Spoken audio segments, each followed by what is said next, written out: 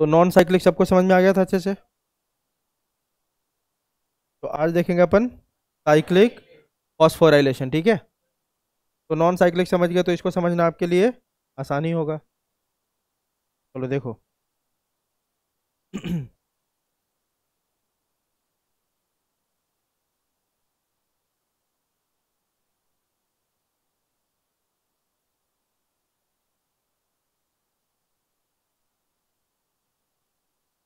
Cyclic phosphorylation किसको बोलते हैं अपन? जहाँ पे ऐसा फ्लो हो इलेक्ट्रॉन का, साइक्लिक या नॉन साइक्लिक। साइक्लिक फ्लो होगा किसका? इलेक्ट्रॉन का, ठीक है। नॉन साइक्लिक में कैसा हो रहा था? नॉन साइक्लिक फ्लो, है ना। तो देखो यहाँ पे सबसे पहले आपको दो तीन बातों को याद रखना जरूरी है, और पहले ही बताया था। इसका जब देखोगे साइट, किसकी बात कर रहे हैं अपन? साइक्लिक फॉस्फोराइलेशन, है ना। इसमें देखो, इसके लोकेशन की बात करी थी हमने। साइट कहाँ पे होता है? स्ट्रोमा ग्रेना में भी होता है, स्ट्रोमा लैमेले, है ना। तो साइट इसका क्या आपका? स्ट्रोमा लैमेले। उसके बाद देखो, जब आप स्ट्रोमा लैमेले की बात करते हो तो यहाँ पे आपको क्या क्या क्या याद रखना है? यहाँ पे आपका पहला PS1 इज प्रेजेंट, है ना। PS1 क्या है आपका? प्रेजेंट है, ठीक है। सेकेंड देखो, PS2 क्या है यहाँ पे? PS2 एब्सेंट है। तीसरी बात जो याद रखना था यहाँ पे, NADP रिडक्टेज क्या है? ये भी क्या है यहाँ पे आपका? एब्सेंट, है ना। इसका मतलब फोर्थ पॉइंट क्या हो गया? यहाँ पे क्या बनेगा आपका? ATP सिंथेसिस तो होगा, लेकिन क्या नहीं हो पाएगा? नो NADPH फॉर्मेशन, है कि नहीं? क्यों नहीं हो पाएगा? क्योंकि यहाँ पे क्या है? NADPH क्या आपका? यह आपका एब्सेंट है।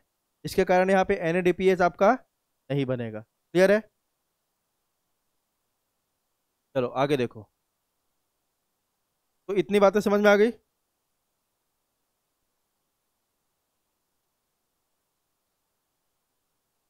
अब देखो यहाँ पे वही बातें यहाँ पे लिखा हुआ आपका साइक्लिक फॉस्फोराइलेशन प्रोसेस। सबसे पहले फॉस्फोराइलेशन का मतलब क्या? Formation of ATP। और हमारा चैप्टर कौन सा है? फोटोसिंथेसिस। तो इस फॉस्फोराइलेशन को क्या बोलेंगे? फोटोफॉस्फोराइलेशन, ठीक है। तो ओनली इसमें क्या आपका साइक्लिक में only photo system one is functional, क्योंकि ये कहाँ पे हो रहा है आपका? स्ट्रोमा लैमेले में। Cyclic flow of electron takes place, ATP synthesis takes place, NADPH synthesis does not takes place, occurs in stroma lamella membrane, ठीक है। अब आगे देखो, NADP plus reductase is absent on stroma lamellae membrane. पूरे process को exactly उसी की तरह होगा, है ना। लाइट फॉल्स ऑन PS1, और PS1 कितने वेवलेंथ को एब्जॉर्ब करता है? P700, है ना, ठीक है। Reaction centre absorbs, reaction centre का मतलब किसकी बात कर रहे हैं? क्लोरोफिल A, है ना। Reaction centre absorbs 700 nanometre of red light. Electron gets excited, electron picked up by electron acceptor. और ये कौन सा इलेक्ट्रॉन एक्सेप्टर होगा? प्राइमरी इलेक्ट्रॉन एक्सेप्टर होगा। Electron are pass through a chain of electron carrier. मतलब किसकी बात हो रहा है? ETS की बात हो रही है ना, ठीक है। यहाँ देखो आप, आपका PS1 है ना। PS1 से कहाँ गया ये? यहाँ पे सनलाइट है। सनलाइट आया, किस फॉर्म में आपका आएगा ये? किस फॉर्म में आएगा? फोटोन के फॉर्म में। तो फोटोन के फॉर्म में सनलाइट पहुंचा कहाँ पे? PS1 के पास। इसके सारे मॉलिक्यूल्स जो भी आपके main reaction centre chlorophyll A और एक्सेसरी पिगमेंट सब मिलके सनलाइट को क्या करेगा? एब्जॉर्ब करेगा। जिसके कारण इसके अंदर जो क्लोरोफिल ए मॉलिक्यूल है उसका इलेक्ट्रॉन क्या हो गया? एक्साइटेड। और बाहर निकल के इसको एक्सेप्ट कौन किया? प्राइमरी इलेक्ट्रॉन एक्सेप्टर, जो कौन होता है आपका यहाँ पे? क्लियर है? अब यहाँ से कहाँ आएगा? हाँ, ETS में आएगा, है ना।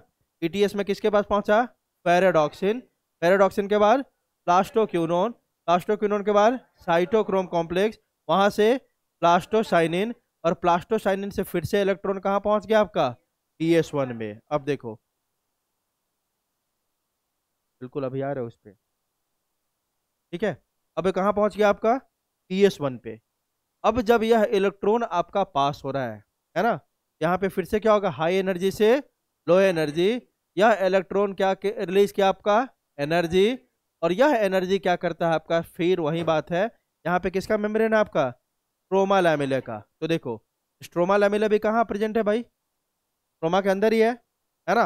ये देखो ना, मान लो स्ट्रोमा है, यहाँ पे क्या है आपका, ये हाइलाकॉइड्स ग्रैनम है आपका, ये दूसरा ग्रैनम है, और यहाँ पे मान लेते हैं बीच में क्या आपका स्ट्रोमा लैमेला, इसका मेम्ब्रेन नहीं है ना। तो अब करेगा क्या, जो एनर्जी आपका ये रिलीज हुआ है during the movement of electrons, वह एनर्जी क्या करेगा, फिर से यहाँ से कहाँ से, स्ट्रोमा से S+ को कहाँ डालना शुरू करेगा, स्ट्रोमा के ह्यूमन में। यहाँ पे क्या बन गया आपका, high concentration of S+, stroma में क्या हो गया आपका, लो कॉन्सेंट्रेशन, है ना, बन गया प्रोटोन ग्रेडियंट। अब इसके मेम्ब्रेन पे कौन सा एंजाइम होगा आपका, एटीपेज। वह एटीपेज एंजाइम क्या करेगा, फिर से वही काम, है ना। यहाँ पे F0 क्या बना दिया, F0 क्या बनाएगा, यहाँ पे F0 कर देगा, यहाँ पे चैनल बनाएगा। और F1 आपका फिर से यहाँ से उठा उठा के कहाँ लाना शुरू करेगा, S+ को स्ट्रोमा में दबाएगा। तो फिर से क्या हो गया आपका, एटीपी से क्या बन गया, एडीपी से क्या बन गया, एटीपी। क्लियर है। तो उस प्रोसेस में कुछ डिफरेंस ही नहीं है, बस you have to change the location. यहाँ पे लोकेशन क्या है आपका, स्ट्रोमा लैमेला मेम्ब्रेन। क्लियर है।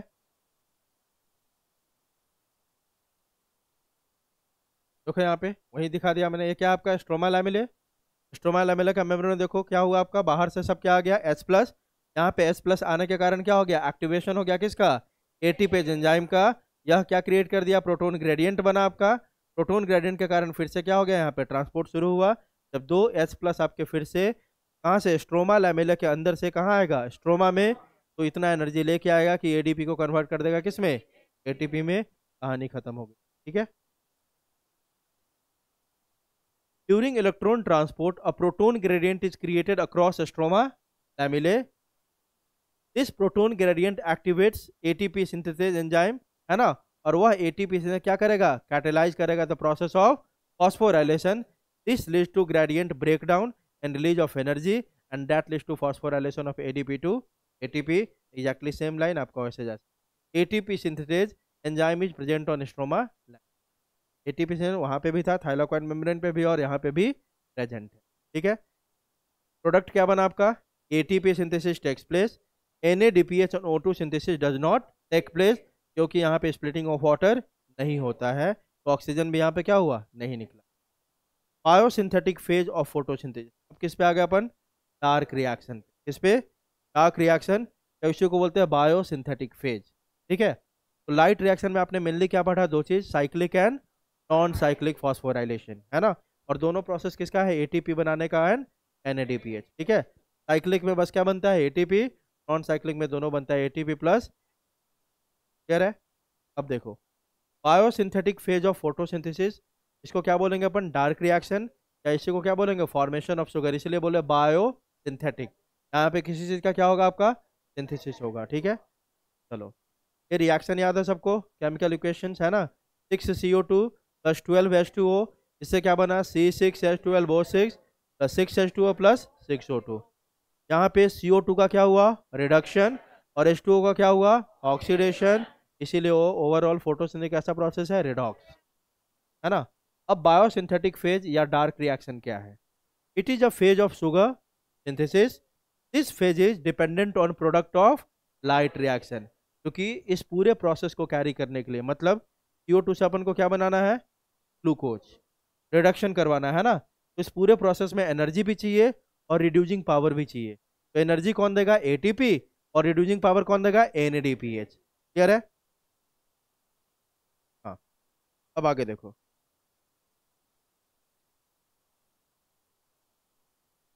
This phase is dependent on the product of light reaction, also known as dark reaction. अब देखो डार्क रिएक्शन कहने का मतलब यह होता है कि इसमें अंधेरा नहीं चाहिए, ऐसा नहीं है। मतलब यह होता है कि light reaction is dependent on light, जब तक लाइट नहीं होगा लाइट रिएक्शन नहीं हो सकता है। लेकिन डार्क रिएक्शन लाइट हो ना हो उस पर डिपेंडेंट नहीं है, ये लाइट होगा तो भी कैरी आउट होगा और नहीं होगा तो भी कैरी आउट होगा, ठीक है। अब डार्क रिएक्शन तो मिसनॉमर है। मिसनॉमर मतलब इसको गलती से आप बोल सकते हो कि डार्क रिएक्शन बोल रहे हैं, क्यों कि ठीक है इसको लाइट डायरेक्टली नहीं चाहिए, लेकिन यह डिपेंडेंट तो डायरेक्टली किसके ऊपर है, लाइट रिएक्शन के प्रोडक्ट के ऊपर, है कि नहीं, ठीक है। आगे देखो, बायोसिंथेटिक पाथवे में 2 साइकिल हमें पढ़ना है इसमें। जैसे उसमें आपने पढ़ा साइक्लिक एंड नॉन साइक्लिक, यहाँ पे 2 पाथवे है शुगर सिंथेसिस का, मतलब 2 तरीके से अपन क्या बना सकते हैं, शुगर बना सकते हैं फ्रॉम CO2, ठीक है। पहला साइकिल कौन सा होगा, C3, दूसरा कौन सा होगा, C4 साइकिल, है ना।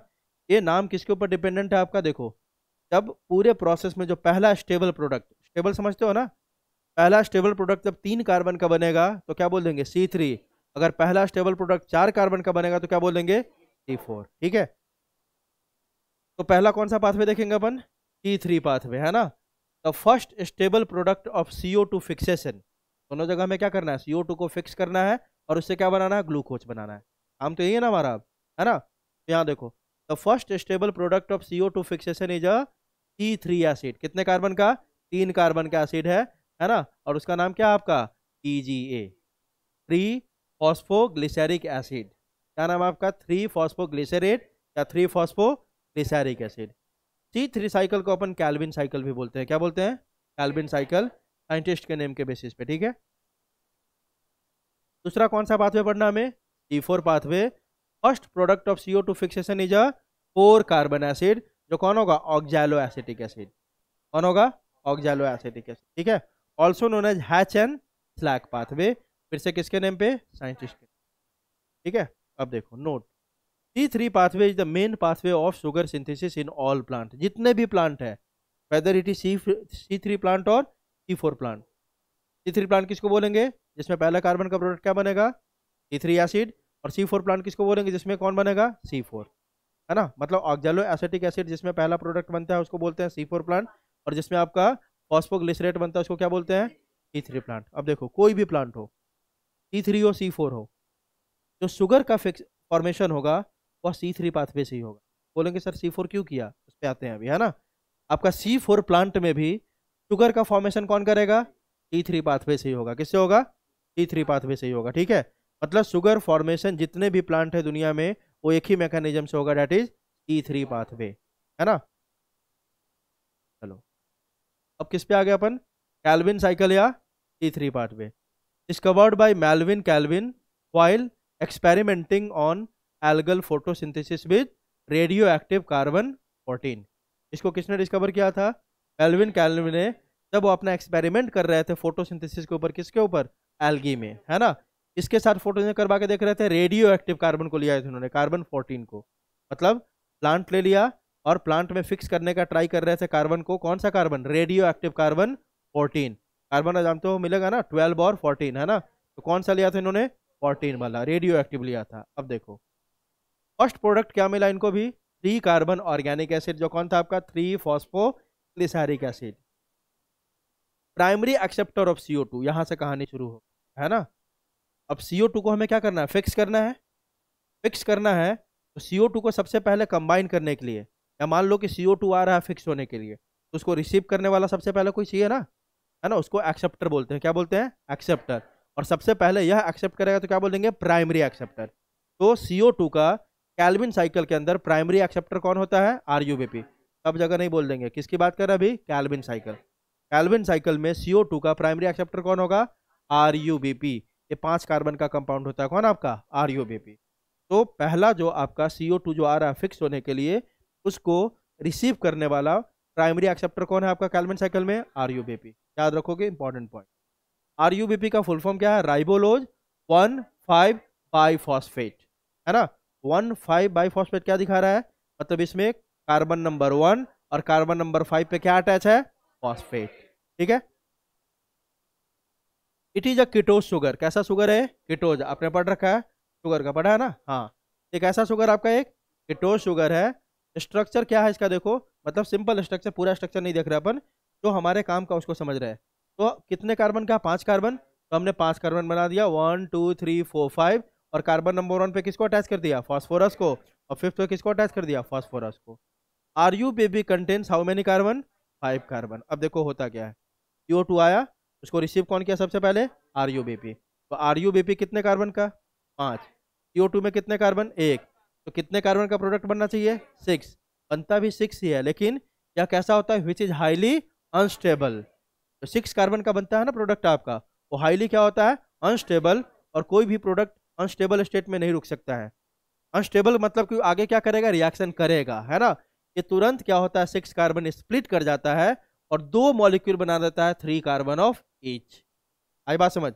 6 वाला 2 में टूट गया, एक में 3 कार्बन, दूसरे में भी 3 कार्बन।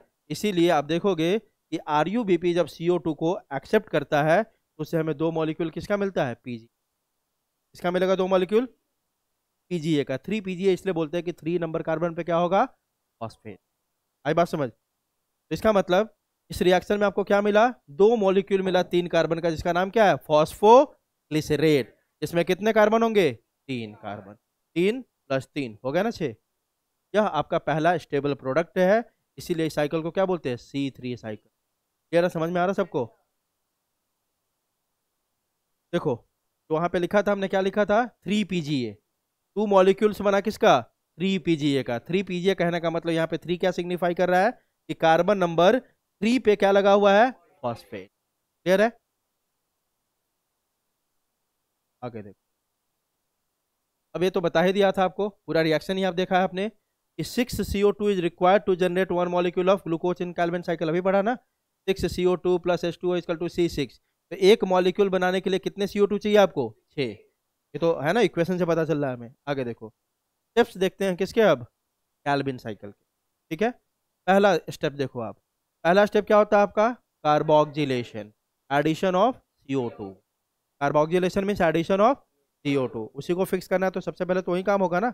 उसको लेगा कौन भाई? RUBP। पढ़ लिया आपने। तो पहला स्टेप क्या आपका? Carboxylation, also known as carbon fixation, that is CO2 from atmosphere is added to RUBP in order to fix CO2। RUBP acts as a substrate, और उसको आके क्या करेगा? अपने ऊपर बाइंड करवा लेगा। ठीक हो? किसको? CO2 को। अब देखो, carboxylation of RUBP takes place. Carboxylation मतलब RUBP में कौन ऐड हो जाएगा? CO2 ऐड हो जाएगा। That is called carboxylation of RUBP, है ना। एंजाइम यहाँ पे कौन होगा? रुबिस्को। याद आ रहा है? बोला था फोटोसिंथेसिस में जाके पढ़ोगे इसके बारे में।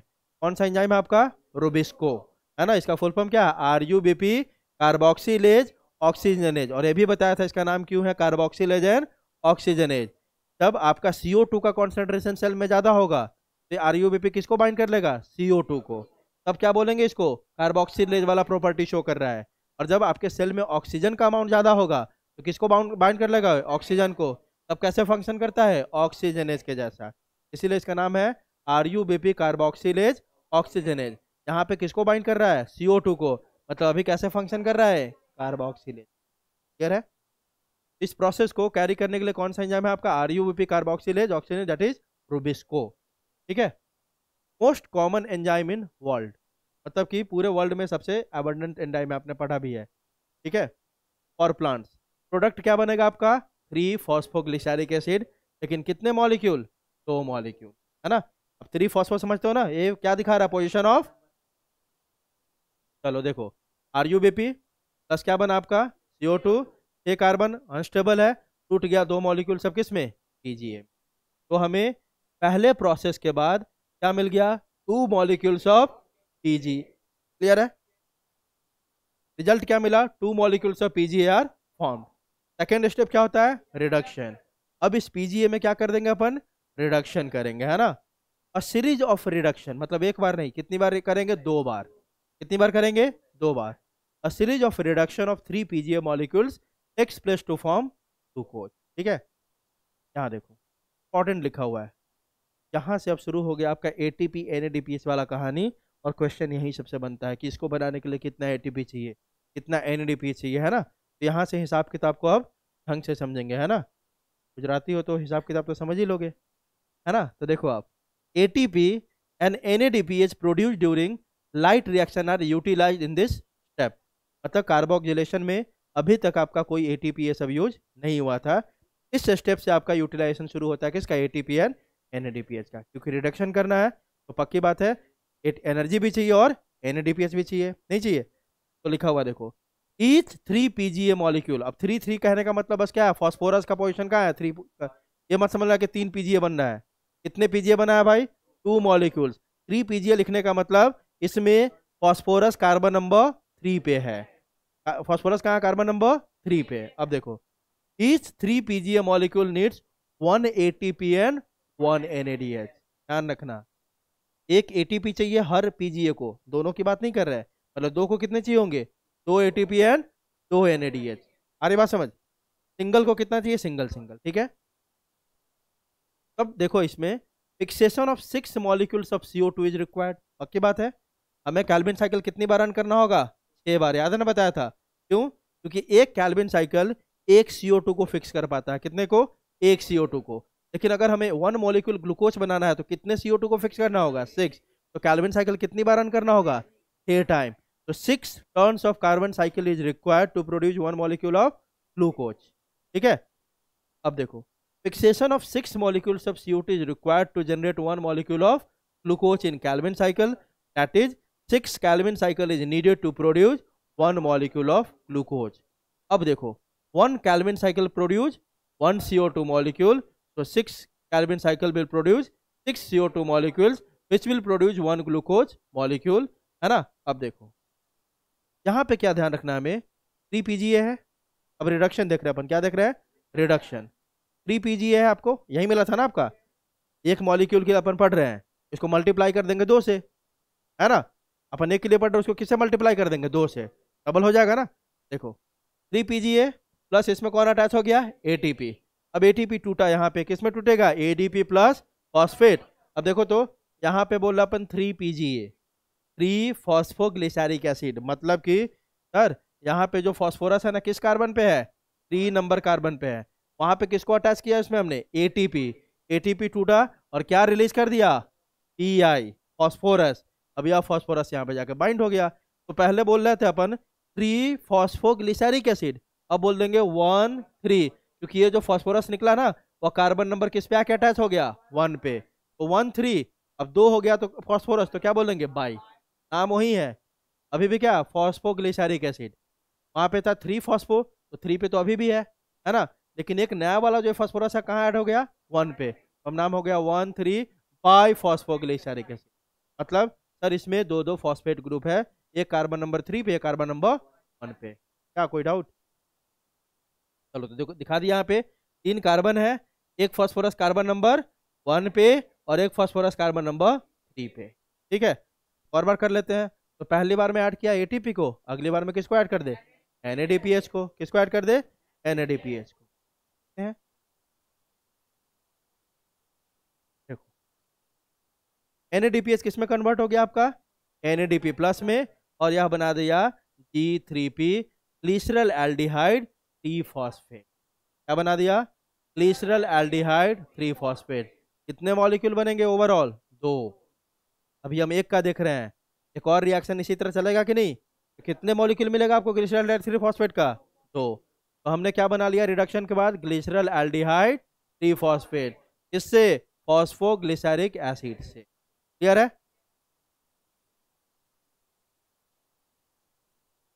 ठीक है। अब हम ओवरऑल इक्वेशन लिख लेते हैं यहाँ पे। ओवरऑल मतलब टोटल थोड़ा मिला लेते हैं, अभी तो एक एक का पढ़ रहे थे ना, हमें टोटल कितने कार्बन को फिक्स करना है, 6 कार्बन को। तो थोड़ा ओवरऑल इक्वेशन लिखते हैं ताकि बेटर हम हिसाब किताब कर पाए। देखो overall equation is considering 6 cycle equation are, step 1 carboxylation में देखो हमने एक का पढ़ा था RUBP का, एक RUBP कितने को बाइंड करता है, एक CO2 को। तो 6 CO2 के लिए कितने RUBP, 6 RUBP, 6 CO2, और तब एक में 2 मॉलिक्यूल बन रहा था, तब 6 में कितने मॉलिक्यूल बन जाएंगे, 12 मॉलिक्यूल ऑफ PGA। क्लियर है। अब आते हैं 12 मॉलिक्यूल कौन है हमारे पास, PGA। एक के लिए एक ATP चाहिए था, तो 12 के लिए कितने ATP, 12। एक मॉलिक्यूल बन रहा था 1 3 बाई फॉस्फोग्लिसरेट का, आप कितने बनेंगे, 12 बनेगा ना। अब एक के लिए एक NADH चाहिए था, 12 के लिए कितने चाहिए, 12। तो 12 NADH पीस लगा दिया, और उसमें बन रहा था आपका 2, क्या बन रहा था, G3P। मतलब एक बार देखो तो यहाँ पे कितने बन जाएंगे, 12 बनेगा ना। 6 के लिए कितने बन जाएंगे यहाँ पे, 12। क्लियर है, ये बात समझ में आई। ये आपका ओवरऑल इक्वेशन हो गया। मतलब आपको यह समझना है कि टोटल इस प्रोसेस में 12 ATP यूज हुआ और 12 NADPH। एक के लिए कितने? एक, तो 12 के लिए कितने हो जाएंगे? 12। ठीक है, अब देखो कितने G3P मिला आपको? 12। कितने मिले? 12। इसमें से होता क्या है देखो, तो 2 G3P है आपका, वह क्या बना लेगा? आप क्या बना लेगा? शुगर। बस कितने गए? बस कितने गए? 10। आप रिएक्शन कर रहे हो, हम बोल रहे हैं कैल्विन साइकिल। क्या बोल रहे हैं इसको? Calvin cycle. शुरुआत किससे की थी हमने? RUBP से। कितने कार्बन का है वो? 5 कार्बन। कितने यूटिलाइज हुए टोटल? 6। कितने RUBP यूटिलाइज हुआ? 6। तो 6 × 5 क्या होता है? 30। मतलब 30 कार्बन RUBP का लगा हुआ है कि नहीं? आपको RUBP को फिर से रीजनरेट करना होगा कि नहीं, ताकि आगे भी प्रोसेस चलता रहे। तो इधर देखो तो सर, ये कितने कार्बन का पहले बता दो। ग्लिसरॉल्डिहाइड 3 फॉस्फेट कितने कार्बन का है? 3 कार्बन। 3 कार्बन का है, अभी तो देखा हमने। 3 कार्बन का है ना? तो 3 कार्बन का टोटल अभी कितना कार्बन है इसके पास? 36। 12 × 3 कितने कार्बन है? 36। उसमें से 6 मतलब 2 मॉलिक्यूल क्या बना लिया? शुगर। बस कितने कार्बन गए? 30। और 30 क्या रीजनरेट करके बना लेगा? RUBP। ठीक है, और उसमें भी ध्यान रखना है, RUBP को बनाने के लिए, एक RUBP को रीजनरेट करने के लिए 1 ATP लगता है, तो 6 को रीजनरेट करने के लिए कितना लगेगा? 6। तो in overall process Calvin cycle में how many ATP are utilized? 18। 6 + 12। 12 आपके किस प्रोसेस में? रिडक्शन में। और 6 आपके अगला स्टेप जो है रीजनरेशन में। इसमें रीजनरेशन मतलब कैल्विन साइकिल 3 स्टेप का प्रोसेस है। Carboxylation, simple addition of CO2 to RUBP। ठीक है, दूसरा प्रोसेस कौन था? रिडक्शन। रिडक्शन में कुछ नहीं करना है सर, तो हमें प्रोडक्ट मिला था ना कार्बोक्सिलेशन के बाद, क्या मिला था? PGA, फॉस्फोग्लिसरेट, है ना? उसमें एक बार में ATP ऐड करेंगे और एक बार में NADH भी ऐड करेंगे। ठीक है, फाइनल हमें प्रोडक्ट क्या मिल जाएगा? G3P, है ना? अब इसका अगला स्टेप होता है रीजनरेशन। सर हमें मिला था 12 मॉलिक्यूल्स ऑफ G3P, इसमें से 2 शुगर बना लेगा और जो बाकी 10 G3P बच गया वो रीजनरेट कर देगा किसको? RUBP को। एक RUBP को रीजनरेट करने के कितना ATP? 1। तो हमें 6 को रीजनरेट करना है, तो कितने ATP की? क्लियर है? तो लिखा हुआ देखो देखो, 2 G3P विल मेक शुगर और बाकी जो 10 G3P will lead to regeneration of RUBP। तीसरा स्टेप क्या है इसमें? रीजनरेशन। रीजनरेशन ऑफ RUBP, है ना? 1 ATP molecule is utilize in this step for phosphorylation, है ना? अब देखो, so for 6 RUBP how many ATP? 6। बस हो गया, देखो यहाँ पे 10 G3P। G3P कितने कार्बन का है? 3 कार्बन का। टोटल कितने कार्बन है? 30। ये 5 कार्बन का एक है, तो 6 × 5 × 30। 30 कार्बन इधर रीजनरेट करके इधर बना दिया 30 कार्बन का RUB। क्लियर है? अब पूरा प्रोसेस जो भी पढ़ा ना एक इस साइकिल में, इसको तो रट्टा मारने की जरूरत ही नहीं है। लगता है तुमको कि इसको अलग से याद करने की जरूरत है? ऐसा एक बार जिसके दिमाग में घुस गया ना इस साइकिल में पूरा, वो जितना हमने पढ़ा ना उसको देखने की जरूरत नहीं, यहाँ से बता दो सब कुछ। पक्का देखो यहाँ पे क्या है, इसको देखो। कहाँ से शुरुआत करेंगे साइकिल का? RUBP से। ठीक है, चलो टोटल हमें 6 CO2 को फिक्स करना है, क्योंकि इक्वेशन है, इसमें किसी को कंफ्यूजन नहीं होना चाहिए। इक्वेशन याद कर लेना सीधा। 6 CO2 जब आपने लगाया था तब जाके 1 मॉलिक्यूल किसका मिला था? ग्लूकोज का, है ना? तो सीधी बात, हमें 6 CO2 को फिक्स करना है। और RUBP एक बार में कितने CO2 को एक्सेप्ट करता है? एक ही को। तो 6 RUBP चाहिए होगा हमें ना, है ना? तो 6 RUBP लगा, इसमें आके अटैच हो गया 6 कौन आपका? एटमोस्फेयर से। ये कहाँ से आया? एटमोस्फेयर से अटैच हो गया किसके साथ? RUBP को। और इस रिएक्शन को कैटालाइज कौन करता है? रूबिस को। बन गया हमें 12 मॉलिक्यूल ऑफ 3 PGA। और इस स्टेप को क्या बोलते हैं? कार्बोक्सिलेशन। क्लियर है? बन गया हमारा 12 मॉलिक्यूल्स ऑफ 3 PGA। क्लियर? अब एक मॉलिक्यूल के लिए कितने ATP चाहिए भाई? एक, है ना? तो 12 के लिए कितना ATP लग गया? 12। बन गया आपका क्या? ADP। अब एक जो फॉस्फेट निकला, कितने फॉस्फेट निकलेंगे? 12। ये सारा जाके यहाँ पे अटैच हो गया, तो क्या हो गया? 12 1 3 बाई फॉस्फोग्लिसरेट। 3 फॉस्फोग्लिसरेट पहले से था, अब जो फॉस्फेट निकला वह जाके अटैच हो गया कार्बन नंबर 1 पे, तो बोल दिया 1 3 बाई फॉस्फोग्लिसरेट। क्लियर है? कितने मॉलिक्यूल्स? 12 मॉलिक्यूल। अब देखो, अब एक मॉलिक्यूल के लिए एक NADH चाहिए था, 12 के लिए कितने? 12, है ना? इससे बन गया 12 T3P। इसमें से 2 क्या करेगा? Sugar synthesis. और बाकी जो 10 बच गया है वो रीजनरेट कर दिया किसको? किसको? तो इसमें से 10 G3P बच गया, रीजनरेट कर दिया किसको, 6 RUBP को। एक RUBP के लिए कितने ATP, एक के लिए कितने ATP, टोटल साइकिल में देखो 12 ATP यहाँ पे और 6 यहाँ पे। 12 आपको रिडक्शन में यूज हुआ और 6 आपका रीजनरेशन में। टोटल कितने ATP, 18 है ना। फिर आपका पूरे साइकिल में NADH कितना यूज हुआ, हम क्लियर है।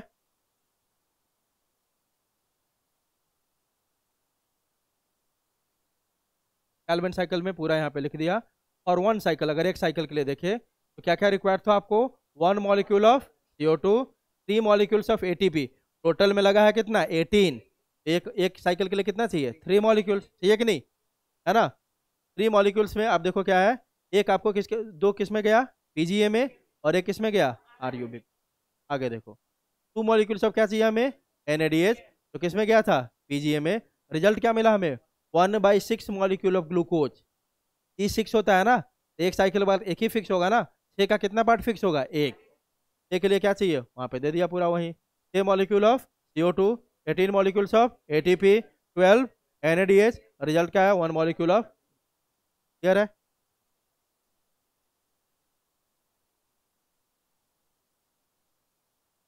चलो steps of carbon cycle, number of ATP and NADPH required for CO2 है यहाँ पे, क्या है, फॉर CO2। तो पहला स्टेप कौन था आपका, कार्बोक्सिलेशन, 0 ATP एंड 0 NADP। दूसरा स्टेप कौन था, रिडक्शन। रिडक्शन में कितने ATP लगे, 2 ATP एंड 2 NADH, ठीक है। उसके बाद रीजनरेशन, 1 ATP एंड 0 NADP, है ना, ठीक है। Hence, for every CO2 molecule entering the Calvin cycle, 3 molecules of ATP and 2 of NADPH are required for every molecule, ठीक है, every CO2 के लिए। इनपुट कितना गया पूरे साइकिल में, 6 CO2, 18 ATP एंड 12। आउटपुट क्या निकला, उससे ग्लूकोज बना, इससे 18 ADP और यहाँ पे 12, क्लियर है।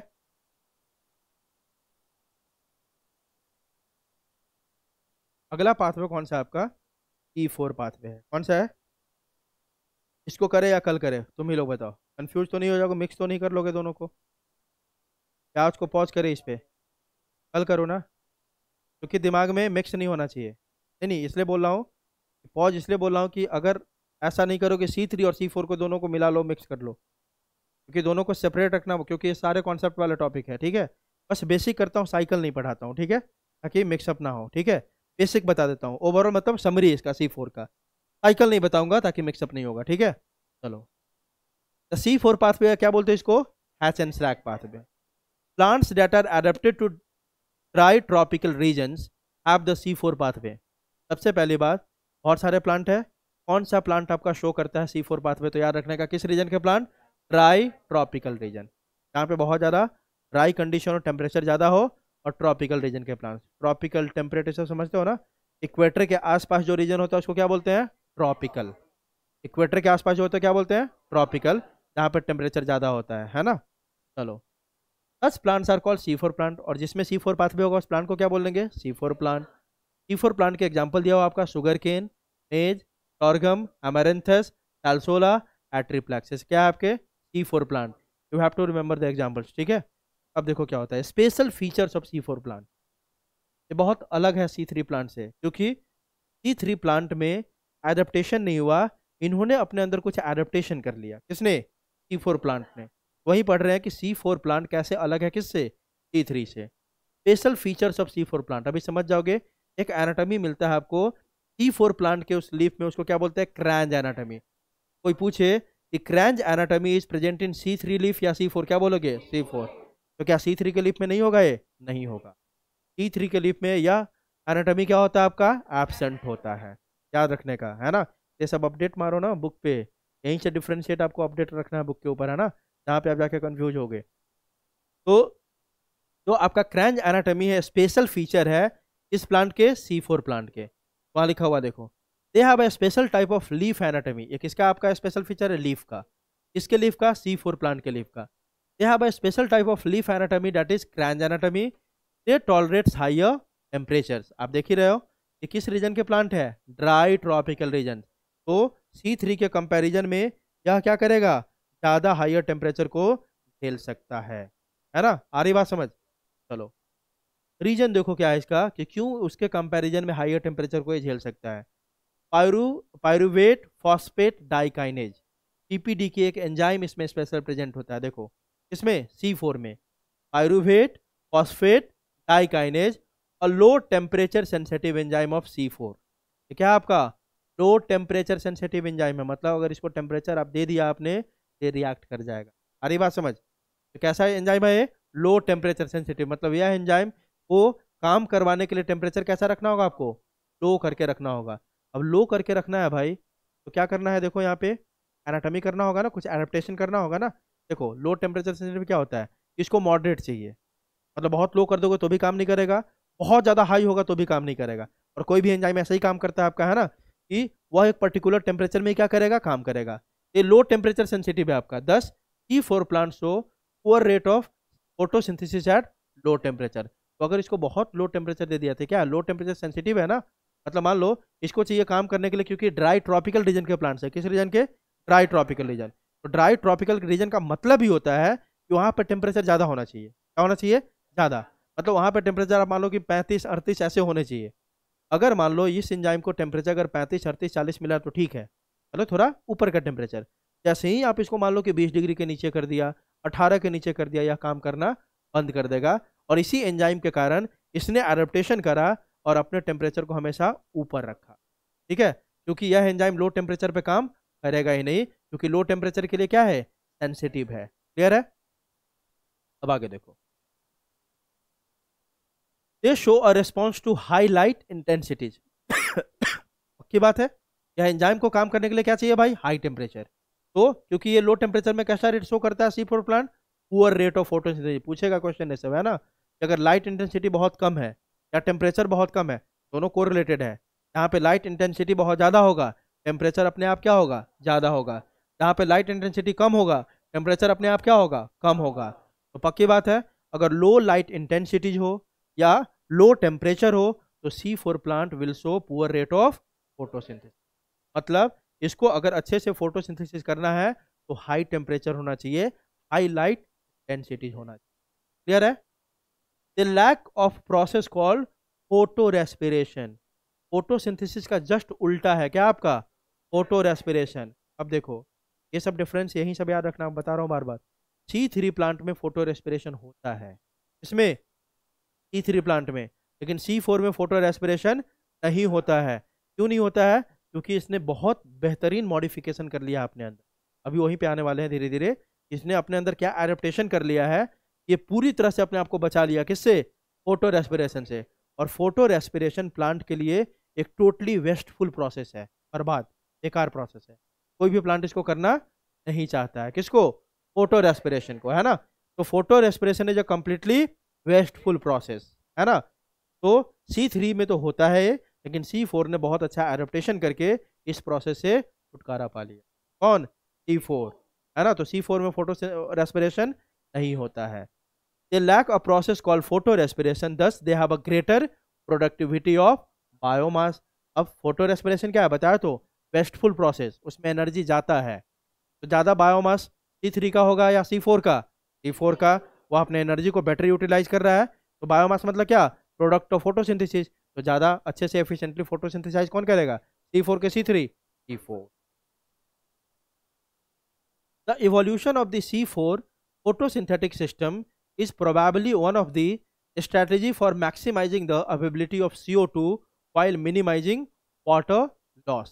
ऐसा माना जाता है कि C3 प्लांट से C4 प्लांट कैसे बन गया होगा, इवोल्यूशन होकर बना होगा ना, है ना। तो इवोल्यूशन क्यों हुआ होगा, कि कुछ प्लांट क्या चाहता होगा कि भाई हम ड्राई कंडीशन में ऑलरेडी, ड्राई कंडीशन में क्या चाहेंगे अपन, वाटर लॉस को कम करना, है ना। दूसरा क्या सोचा होगा कि भाई कैसे जो CO2 अवेलेबल है उसको अपन ज़्यादा से ज़्यादा क्या कर सके, यूटिलाइज कर सके, है ना। तो फोटो रेस्पिरेशन के प्रोसेस में देखेंगे, हमने अभी थोड़ी देर पहले मैंने बताया था आपको कि फोटोसिंथेसिस में का जस्ट अपोजिट है कौन, आपका फोटो रेस्पिरेशन। तो फोटोसिंथेसिस में बाहर कौन निकलता है, O2। तो फोटो रेस्पिरेशन में बाहर कौन निकलेगा, CO2। आ रही बात समझ। तो CO2 बाहर निकल रहा है इसमें, तो बेकार हो गया ना वो। तो इसीलिए इसने क्या किया, अपने अंदर एडेप्टेशन कर लिया, ऐसा कुछ इवोल्यूशन लाया कि जितना अवेलेबल CO2 है उसका सबसे बेहतरीन क्या हो सके, यूटिलाइजेशन हो सके। यूटिलाइजेशन मतलब सबको सबको किस में यूज कर ले, फोटोसिंथेसिस में, और जितना कम क्या हो सके, वाटर लॉस हो सके। इसीलिए इवोल्यूशन हुआ और एक नया टाइप का प्लांट आ गया आपका, उसको क्या बोला हमने, सी। क्लियर है? तो C4 में इवोल्यूशन, C4 प्लांट कैसे आया होगा, ओरिजिन कैसे हुआ होगा उनका, to maximise CO2, available CO2, है ना, and to reduce water loss. ठीक है? C4 plants are twice as efficient as C3 plants in terms of fixing carbon। देख रहे हो आप, C4 प्लांट सीधे 2 गुना ज्यादा क्या है आपका, एफिशिएंट है, इफेक्टिव है in comparison to C3 plant in terms of CO2 fixation, है ना। मतलब 2 गुना ज्यादा बेहतर CO2 का यूटिलाइजेशन करता है कौन, आपका C4 in comparison to C3। यह लाइन बहुत इंपॉर्टेंट है जो आपको बुक में समझ में नहीं आता है, और इस दोनों लाइन को आप याद रखोगे। C4 प्लांट्स क्या है आपका, ट्वाइस एफिशिएंट है C3 प्लांट्स।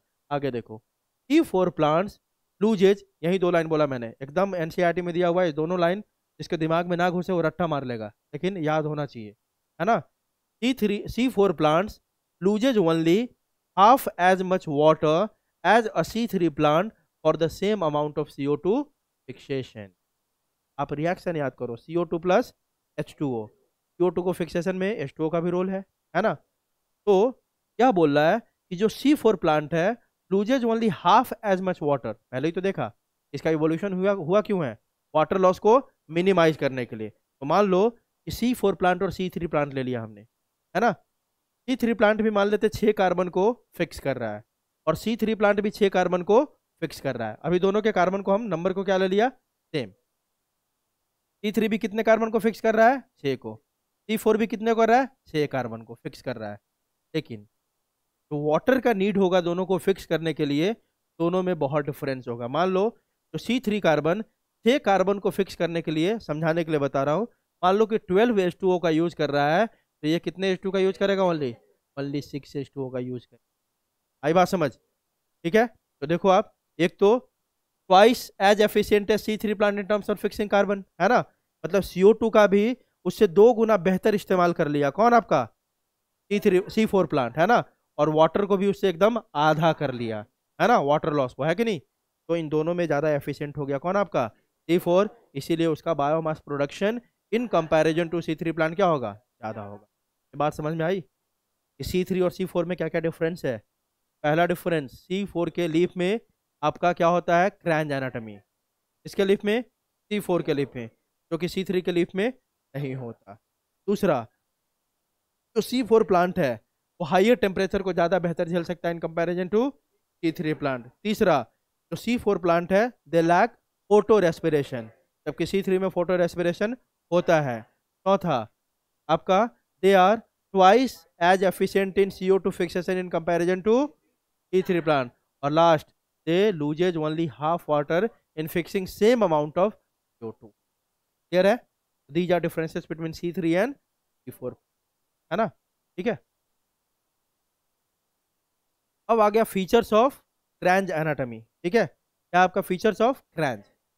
अब यहाँ पे समझेंगे कि क्रैंज एनाटॉमी क्या होता है। ठीक है, क्या समझेगा अपन, क्रैंज एनाटॉमी। तो देखो क्रैंज एनाटॉमी में क्या होता है, इसका जो मीजोफिल है आपका, mesophyll is not differentiated into palisade and spongy parenchyma. याद है नॉर्मल लीफ में, नॉर्मल लीफ में क्या होता है आपका, लीफ का एनाटॉमी याद है ना,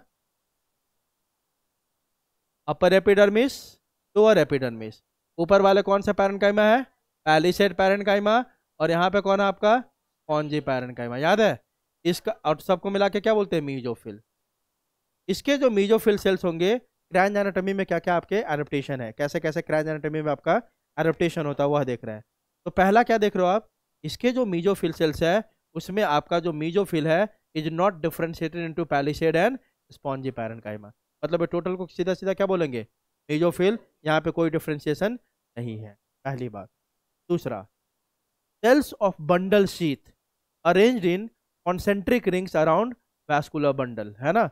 अब याद होगा वैस्कुलर बंडल भी होता है इसमें, वैस्कुलर बंडल के ऊपर कौन सा शीथ होता है, बंडल शीथ, याद है ना, कौन सा शीथ होता है, बंडल शीथ, है ना। इसका जो वैस्कुलर बंडल होगा उसके ऊपर जो बंडल शीथ है वो कैसे अरेंज है आपका, कॉन्सेंट्रिक मैनर में। कैसे अरेंज है, कॉन्सेंट्रिक मैनर में, इसको बोलते हैं रीथ मैनर। मतलब यह बंडल शीथ है, उसके ऊपर आपका, सॉरी यह आपका क्या वैस्कुलर बंडल है, और इसके ऊपर कौन है आपका बंडल शीथ, एक लेयर, दूसरा, तीसरा। तो क्या सर बंडल शीथ C3 में नहीं होता है? होता है, लेकिन वहां पे फ्यू लेयर होगा, सिंगल या फ्यू लेयर बोल सकते हैं, सिंगल बोलो है ना। वहां पे कितने लेयर होंगे? सिंगल। यहाँ पे मेनी लेयर्स होता है, मल्टीपल लेयर्स होता है, किसका? बंडल शीथ का, अराउंड द वैस्कुलर बंडल। ठीक है, cells of bundle sheath arranged in concentric rings around vascular bundle. Cells of mesophyll and bundle sheath are interconnected by plasmodesmata. दो sales को आपस में कनेक्ट करके रखेगा कौन? आपका प्लाज्मोडेस्माटा, है ना। बंडल शीथ सेल्स में form several layers around the vascular bundle, they are characterized by. अब किसकी बात कर रहे हैं अपन? बंडल शीथ के बारे में। इसके बंडल शीथ ही मेन, आपका जो क्रैंच एनाटॉमी है ना, उसमें मेनली किसकी बात करते हैं अपन? Bundle sheath.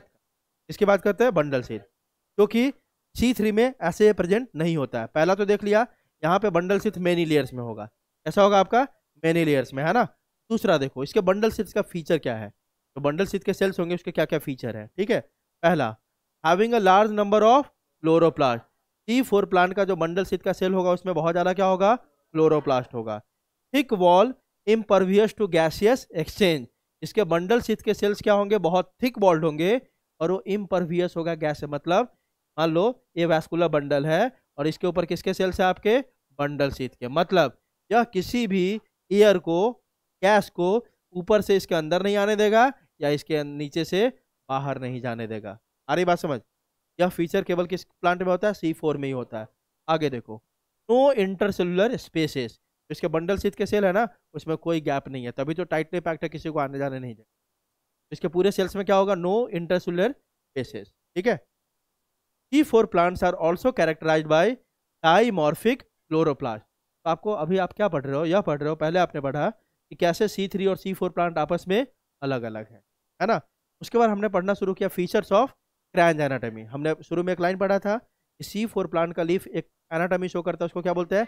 Kranz anatomy. ठीक है, उस क्रैंच एनाटॉमी का फीचर हमने देखना शुरू किया कि जो C4 प्लांट के लीफ है उसमें मीजोफिल डिफरेंशिएटेड नहीं है, किसमें?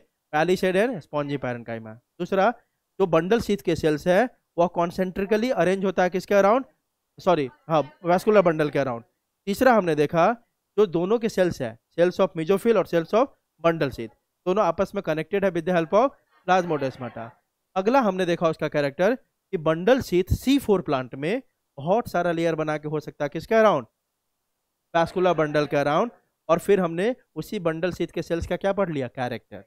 पहला कैरेक्टर, उसमें बहुत ज्यादा क्या होगा? क्लोरोप्लास्ट। उसके वॉल कैसे होंगे? थिक, है ना। और उसके बीच में कोई भी इंटरसेलुलर स्पेस नहीं होगा। ये सब थोड़ा डिफरेंस हो गया किसके कंपैरिजन में? C3 के, है ना। मतलब यह क्रैंच एनाटॉमी वाला जो फीचर है किसमें एब्सेंट है? C3 में।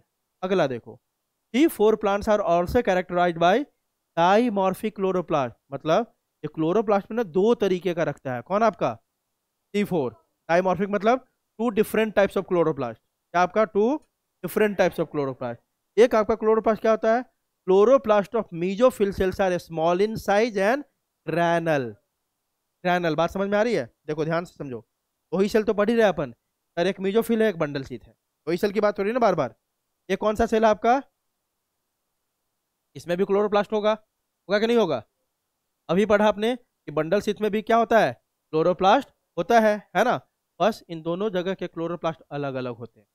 ठीक है, तो आपके मीजोफिल्स वाले सेल है उसमें जो क्लोरोप्लास्ट होगा उसका साइज कैसा होगा? स्मॉल। और वो कैसा होगा? ग्रैनल।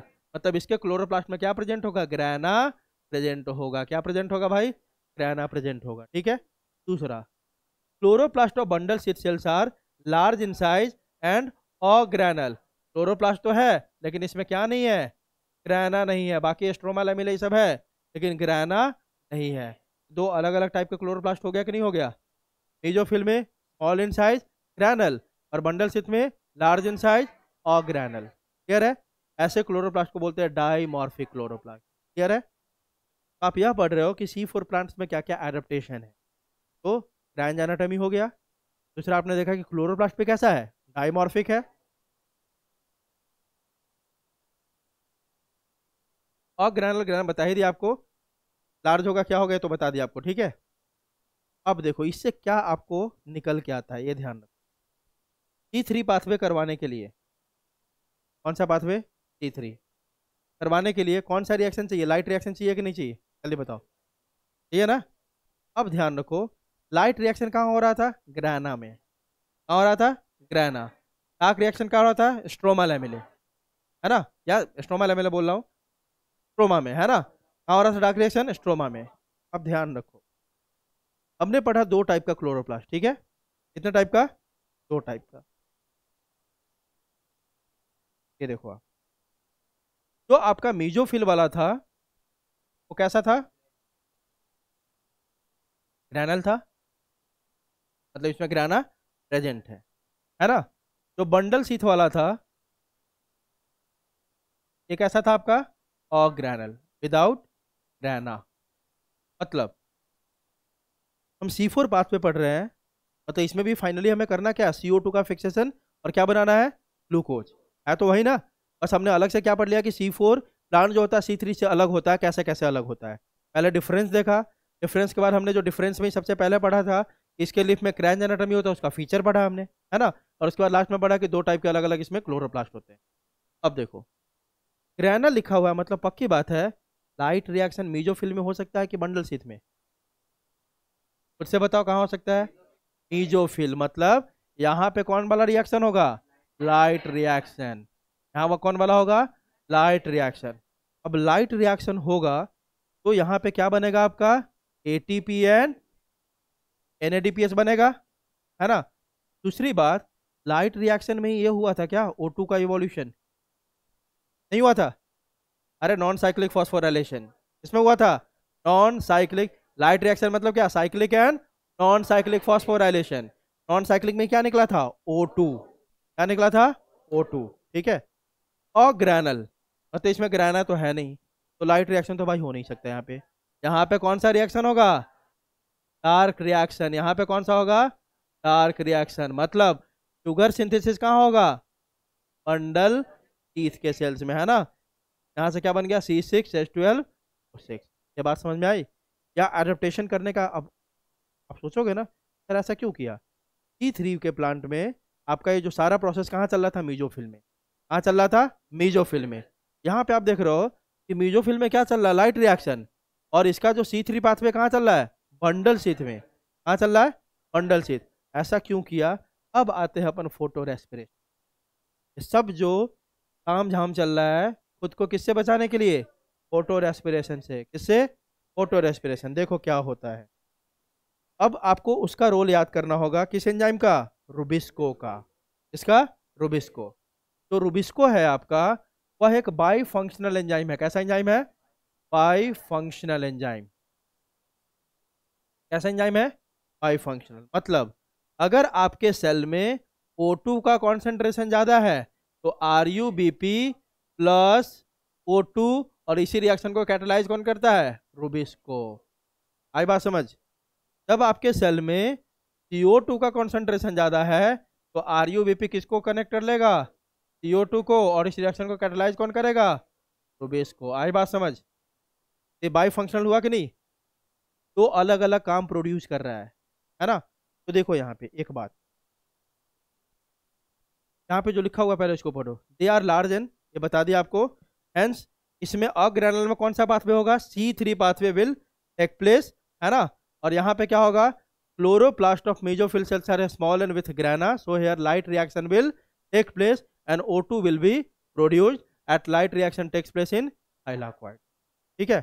अब देखो आप, bundle sheath cells have thick cell wall, अभी पढ़ा आपने, impermeable to gases। There are several layers of bundle sheath cells arranged concentrically around the vascular bundle and these cells contain starch rich chloroplast। वही पढ़ा था ना, bundle sheath में बहुत सारे क्लोरोप्लास्ट होते हैं। कैसा chloroplast? Starch rich chloroplast. Intercellular cell space also क्या आपका? एब्सेंट। वही पढ़ा था हमने ये सब बातें। अब देखो, जो chloroplast of mesophyll cells are granal but without rubisco. ये भी बात ध्यान रखना है, वेरी वेरी इंपॉर्टेंट। देखो यहाँ पे 3 स्टार मार्क है। जो आपके मेसोफिल सेल्स है वो ग्रैनुल तो है लेकिन उसमें कौन नहीं है? रुबिस्को नहीं है। तो ये भी एक कारण है, ये भी एक कारण है कि C3 पाथवे उसमें नहीं हो सकता है। किसमें? किसमें? मेसोफिल में।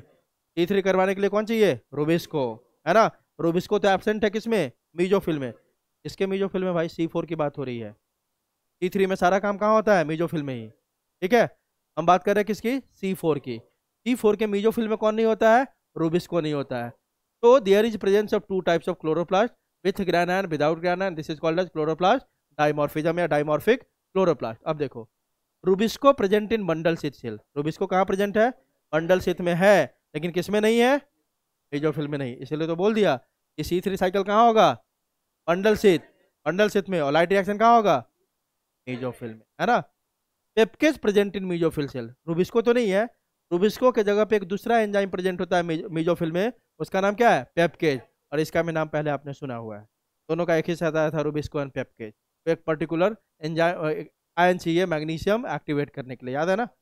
चलो, ये बात बहुत इंपॉर्टेंट है, इंपॉर्टेंट नोट्स लिखा हुआ है ना, आपको याद रखना है। ये C4 प्लांट में सर, तो मीजोफिल में, ये सब एनसीईआरटी में ऐड करो ताकि डिफ्रेंशिएट बाद में कर सको। इस नोट में तो इतने हैं कि बाद में भूल जाते हो। C4 प्लांट में आपका क्या होगा? रूबिस्को। रूबिस्को कहाँ पे प्रेजेंट होगा? बंडल शीथ में। और कहाँ एब्सेंट होगा? मीजोफिल में। और मीजोफिल में क्या प्रेजेंट होगा? पेप्केज। और पेप्केज एब्सेंट कहाँ होगा? बंडल शीथ में, है ना। इसको लिख ही देता हूं मैं। देखो क्या बोल दिया मैंने? मैंने बोला कि किसकी बात कर रहे हैं अपन? C4 प्लांट्स की बात कर रहे हैं अपन। C4 प्लांट के किसकी बात कर रहे हैं अपन? मीजोफिल की। मीजोफिल में क्या एब्सेंट होता है? Rubisco absent. और प्रेजेंट कौन है भाई? पेप्केज प्रेजेंट। ठीक है, और इसीलिए क्योंकि रूबिस्को एब्सेंट है, इसीलिए क्या होगा? सो यहाँ पे क्या लिखेंगे? कैल्विन साइकिल या C3 पाथवे।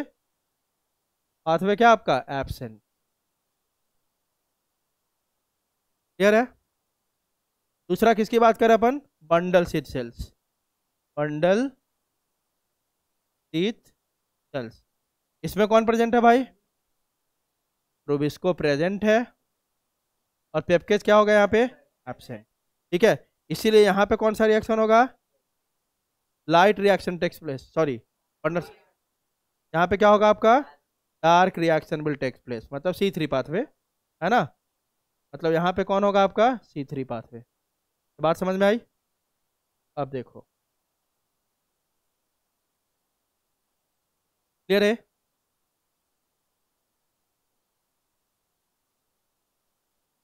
इसमें देखो दूसरा क्या बोल रहा है आपका, ये कुछ पॉइंट्स है बस। Every CO2 molecules has to be fixed twice. कितनी बार फिक्स करना होगा इसमें? 2 बार। Once in mesophyll cell cytoplasm, and second time कहाँ करना होगा? बंडल शीथ में। C4 पाथ में हर CO2 कितनी बार फिक्स होगा? 2 बार। एक बार कहाँ होगा? मीजोफिल। फिर कहाँ करना होगा? बंडल शीथ में। Every CO2 molecule has to be fixed twice, once in mesophyll cell cytoplasm and second time is bundle sheath chloroplast. ठीक है, तो C4 pathway is more energy consuming than C3। तो 2 बार CO2 को fix कर रहा है, तो ज़्यादा एनर्जी यूज करेगा कि नहीं उसके कंपैरिजन में? उसमें टोटल एटीपी कितना यूज होता है? 18। यहाँ पे 30 एटीपी यूज होगा, एक डिफरेंस ये भी आ गया। C4 पाथवे में कितने एटीपी यूज होगा? 30 एटीपी। देखो, the C3 pathway require 18 ATP and 12 NADPH for the synthesis of one molecule of glucose. On the other hand, 12 NADH and 30 ATP is needed for production of one molecule of glucose in C4 plant. Friend समझ में आया? आगे primary CO2 acceptor याद करो। C3 pathway में कौन था? Rubisco. कौन था? रूबिस्को। और यहाँ पे जो CO2 का फिक्सेशन होगा ना, पहली बार मीजोफिल में होगा, फिर किस में होगा? बंडल शीथ में। तो मीजोफिल में कौन प्रेजेंट था? पेप्केज। यहाँ पे प्राइमरी एक्सेप्टर कौन है? पेप्केज। सेकेंडरी एक्सेप्टर कौन होगा? रूबिस्को। आई बात समझ? तो primary CO2 acceptor in C4 pathway is Pep, phosphoenol pyruvate. मतलब पेप होगा, और इसी रिएक्शन को कैटलाइज करेगा कौन? पेप्केज। उसमें भी रूबिस्को थोड़ी था, RUBP था। उस रिएक्शन को कैटलाइज कौन करता था? रूबिस्को। इसमें कौन होगा आपका? पेप। और इस रिएक्शन को कैटलाइज कौन करेगा? PEPcase. First carboxylation in C4 cycle occurs by PEPcase in mesophyll cytoplasm, while second carboxylation or final CO2 fixation by C3 cycle occurs in bundle sheath cell chloroplast। Clear है? सब बात वही है। देखो, PPTK pyruvate phosphate dikinase, it is a low temperature sensitive enzyme of C4 and CAM plants। एक और plant पढ़ेंगे इसके बाद, कौन सा? CAM plant. C3 plant, C4 plant और तीसरा कौन सा पढ़ेंगे, कैम प्लांट, है ना। Due to this C4 plant show poor rate of photosynthesis at low temperature, इसे तो बता दिया है ना सब। अब आगे अपन किस पे, मैकेनिज्म ऑफ C4 पाथवे, इसको आज पढ़ाओ या कल, कल पढ़ाओ, है ना। चलो तो ठीक है, C4 पाथवे का मैकेनिज्म बहुत सिंपल है। देखो C4 पाथवे, सुनो, C4 पाथवे का मैकेनिज्म बहुत सिंपल है। ये जो भी था आपका, इसको समझने में था कि C4 पाथवे कैसे अलग है किससे, C3 से। Mechanism quite simple, C3 cycle का जैसे सिंपल था ना, मैकेनिज्म इसका भी वैसा ही है, एकदम आसान। बस इसको इसमें समझने लायक बात क्या था कि C4 C3 से कैसे कैसे अलग है, वह समझने में थोड़ा ये था, ठीक है। चलो कल इसको देखेंगे अपन, किसको, मैकेनिज्म ऑफ C4 साइकिल।